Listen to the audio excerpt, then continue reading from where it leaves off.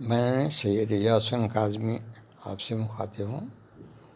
آج جو ہے ہم اسی سلسلے کی 120 سے لے کے 126 تک کے سورہ بقرہ کی آیتوں کی جو ہے ترجمہ تفسیر سنائیں گے، اور اس سے پہلے ہم نے جو 119 آیتیں آپ کے سامنے پیش کر چکے ہیں، اور آپ لوگوں کا اچھا رسپانس رہا تو اور بھی ہم کام آگے رکھیں گے۔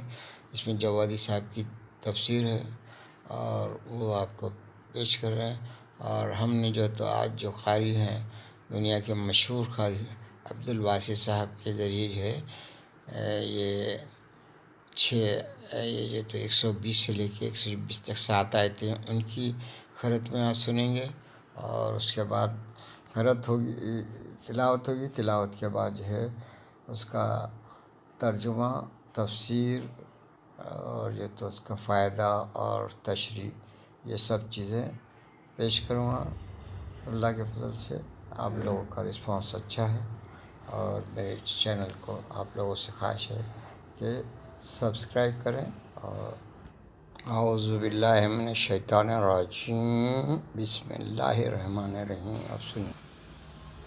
وَلَن تَرْضَىٰ عَنكَ الْيَهُودُ وَلَا النَّصَارَىٰ حَتَّىٰ تَتَّبِعَ مِلَّتَهُمْ ۗ قُلْ إِنَّ هُدَى اللَّهِ هُوَ الْهُدَىٰ ۗ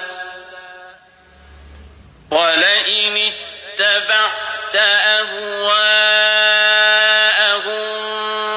بَعْدَ الَّذِي جَاءَكَ مِنَ الْعِلْمِ مَا لَكَ مِنَ اللَّهِ مِن وَلِيٍّ وَلَا نَصِيرٍ۔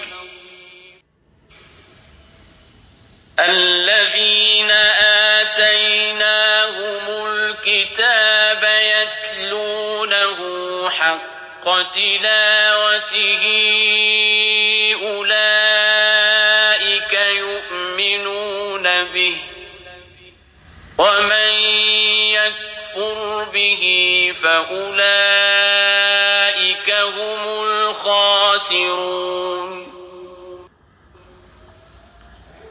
يَا بَنِي إِسْرَائِيلَ اذْكُرُوا نِعْمَتِيَ الَّتِي أَنْعَمْتُ عَلَيْكُمْ وَأَنِّي فَضَّلْتُكُمْ عَلَى الْعَالَمِينَ۔ وَاتَّقُوا يَوْمًا لَّا تَجْزِي نَفْسٌ عَن نَّفْسٍ شَيْئًا وَلَا يُقْبَلُ مِنْهَا عَدْلٌ وَلَا تَنفَعُهَا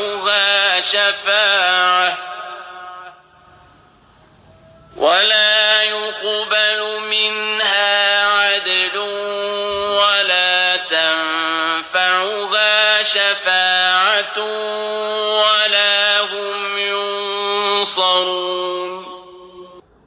وَإِذِ ابْتَلَىٰ إِبْرَاهِيمَ رَبُّهُ بِكَلِمَاتٍ فَأَتَمَّهُنَّ، قَالَ إِنِّي جَاعِلُكَ لِلنَّاسِ إِمَامًا، قَالَ وَمِن ذُرِّيَّتِي، قَالَ لَا يَنَالُ عَهْدِي الظَّالِمِينَ۔ وَإِذْ جَعَلْنَا الْبَيْتَ مَثَابَةً لِّلنَّاسِ وَأَمْنًا وَاتَّخِذُوا مِن مَّقَامِ إِبْرَاهِيمَ مُصَلًّى، وَعَهِدْنَا إِلَىٰ إِبْرَاهِيمَ وَإِسْمَاعِيلَ أَن طَهِّرَا بَيْتِيَ لِلطَّائِفِينَ وَالْعَاكِفِينَ وَالرُّكَّعِ السُّجُودِ۔ وَإِذْ قَالَ إِبْرَاهِيمُ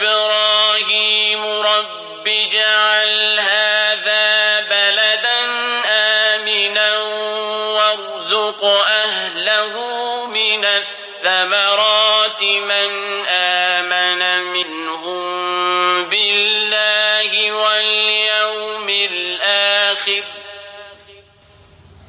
قال ومن كفر فأمتعه قليلا ثم أضطره إلى عذاب النار وبئس المصير.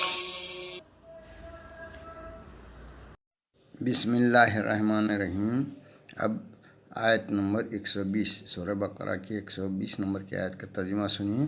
یہود و نصارہ آپ سے اس وقت تک راضی نہ ہوں گے جب تک آپ ان کی ملت کی پیروی نہ کر لیں. تو آپ کہہ دیجئے کہ ہدایت صرف ہدایت پروردگار ہے، اور اگر آپ علم کے آنے کے بعد ان کی خواہشات کی پیروی کریں گے تو پھر خدا کے عذاب سے بچانے والا نہ کوئی سرپرست ہوگا نہ مددگار. اس آیت کی تفسیر میں مولانا تحریر فرماتے ہیں، دنیا میں ہر قوم کا خاصہ ہے کہ وہ اپنے عقائد سے بہتر کسی کے عقائد کو نہیں سمجھتی، اور سب کو اپنا ہی ہم خیال دیکھنا چاہتی ہے. رب العالمین نے اس طرز فکر کا ایک ہی جواب دیا ہے کہ ہدایت خدا کی طرف سے ہے. جس عقیدے کا خدائی ہونا ثابت ہو جائے وہ صحیح ہے، ورنہ سب محمل ہے. پھر خواہشات کے اتباع سے روکنے کے لیے بھی رسول صلی اللہ علیہ وسلم کو مخاطب بنایا تاکہ مسئلے کی سنگینی کا اندازہ ہو سکے، ورنہ رسول کے یہاں تو ان باتوں کا کوئی امکان نہیں ہے، لیکن جب ان سے گفتگو کی جا رہی ہے تو غیروں کا کیا ذکر ہے. اب آیت نمبر 121 کا ترجمہ سنیے. اور جن لوگوں کو ہم نے قرآن دیا ہے وہ اس کی باقاعدہ تلاوت کرتے ہیں اور انہیں کا اس پر ایمان بھی ہے، اور جو اس کا انکار کرے گا وہ اس کا شمار خسارے والوں میں ہوگا. سورہ بقرہ کی 122 نمبر کی آیت کا ترجمہ سنیے. اے بنی اسرائیل، ان نعمتوں کو یاد کرو جو ہم نے تمہیں عنایت کی ہیں اور جن کی طفیل تمہیں سارے عالم سے بہتر بنا دیا ہے. اس آیت کی تفسیر میں جناب تحریر فرماتے، بنی اسرائیل کی افضلیت اور مسئلہ عدل و شفاعت کے بارے میں عرض کیا جا چکا ہے کہ یہ افضلیت بہترین نعمتوں کے طفیل میں ہے. اس کا ذاتی اعمال اور کردار سے کوئی تعلق نہیں ہے، اور شفاعت سے بھی ان لوگوں کی شفاعت مراد ہے جن کو ان لوگوں نے شفیع بنایا تھا، ورنہ خدا کے مخصوص و باایمان و کردار بندوں کی شفاعت سے اس مسئلے کا کوئی تعلق نہیں ہے. اب سورہ بقرہ کی 123 نمبر آیت کا ترجمہ سنیے. اور اس دن سے ڈرو جس دن کوئی کسی کا فدیہ نہ ہو سکے گا اور نہ کوئی معاوضہ کام آئے گا، نہ کوئی سفارش ہوگی اور نہ کوئی مدد کی جا سکے گی. اب آیت نمبر 124 کا ترجمہ سنیے. اور اس وقت کو یاد کرو جب خدا نے چند کلمات کے ذریعے ابراہیم علیہ السلام کا امتحان لیا اور انہوں نے پورا کر دیا تو اس نے کہا، ہم تم کو لوگوں کا امام اور قائد بنا رہے ہیں. انہوں نے عرض کی کہ میری ذریت، اور ارشاد ہوا کہ یہ عہدہ امامت ظالمین تک نہیں جائے گا. اس آیت کی تفسیر میں جوادی صاحب تحریر فرماتے ہیں، بعض روایات میں کلمات سے مراد حکم ذبح فرزند ہے، اور بعض میں 10 احکامات طہارت اور نظافت مراد ہے، یعنی مونچھیں کترنا، داڑھی رکھنا، کنگھی کرنا، مسواک کرنا، خلال کرنا، زیر بغل اور زیر ناف کے بال کاٹنا، ناخن کاٹنا، غسل جنابت کرنا اور استنجا کرنا، جو قانون الہی کے دائمی احکام. اور بعض روایت میں اس سے 10 اخلاقیات مراد ہے، یقین و علم و معرفت، توحید، تنزیہ، شجاعت، وفات، سخاوت، گوشہ نشینی، امر بالمعروف، نہی عن المنکر، توکل، محنت و صبر. اور بعض میں کلمات وجودیہ اور شخصیات اسمتیہ کو مراد لیا گیا ہے. تفسیر عیاشی. اور آگے عہدہ امامت کے بارے میں تفسیر میں لکھتے ہیں، یاد ہے کہ جب ابراہیم علیہ السلام کی اولاد کے بے عمل اور ظالم امام اور قائد نہیں ہو سکتے تو دوسرے خاندانوں اور ساتھیوں کا کیا ذکر. قیادت امت کے لیے کردار ہی شرط اول ہے. اب سورہ بقرہ کی 125 نمبر آیت کا ترجمہ سنیے. اور اس وقت کو یاد کرو جب ہم نے خانہ کعبہ کو ثواب اور امن کی جگہ بنایا، اور حکم دے دیا کہ مقام ابراہیم کو بناؤ مسلح، اور ابراہیم علیہ السلام اور اسماعیل علیہ السلام سے عہد لیا کہ ہمارے گھر کو طواف اور اعتکاف کرنے والوں اور رکوع و سجدہ کرنے والوں کے لیے پاک و پاکیزہ بنائے رکھو۔ اب آیت نمبر 126 کا ترجمہ سنیے۔ اور اس وقت کو یاد کرو جب ابراہیم علیہ السلام نے دعا کی کہ پروردگار اس شہر کو امن کا شہر قرار دے دے، اور اس کے ان اہل شہر کو جو اللہ اور آخرت پر ایمان رکھتے ہوں پھلوں کا رزق عطا فرما۔ ارشاد ہوا کہ پھر کافر ہو جائیں گے، انہیں دنیا میں تھوڑی نعمتیں دے کر آخرت میں عذاب جہنم میں زبردستی ڈھکیل دیا جائے گا، جو بدترین انجام ہے۔ اس آیت کی تفسیر میں مولانا فرماتے ہیں رزق دنیا عام ہے اور تقرب الہی یا نجات کی علامت نہیں ہے۔ دنیا میں بہترین زندگی گزارنے والے بھی جہنم میں جا سکتے ہیں۔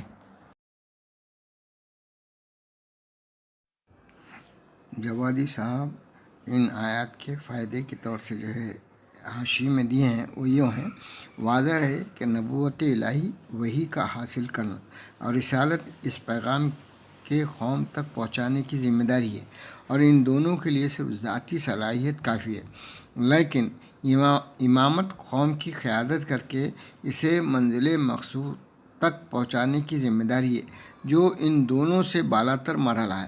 لہذا اس کے لیے امتحان اور مستقل کلمات یعنی پروگرام کی ضرورت ہے تاکہ اس کی روشنی میں یہ کام انجام دیا جا سکے۔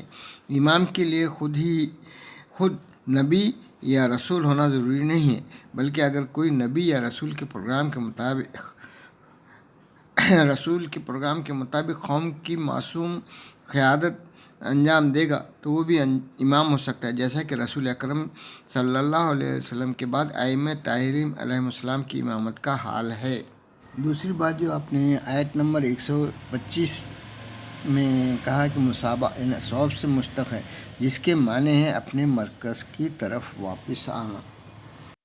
یہاں حق تلاوت کی تشریح کرتے ہوئے آپ بتا رہے ہیں کہ امام صادق علیہ السلام کا ارشاد ہے کہ حق تلاوت سے مراد تدبر و تفکر اور عبرت و بصیرت ہے، اور اس طرح کی تلاوت کرنے والے ائمہ ہیں۔ تفسیر عیاشی۔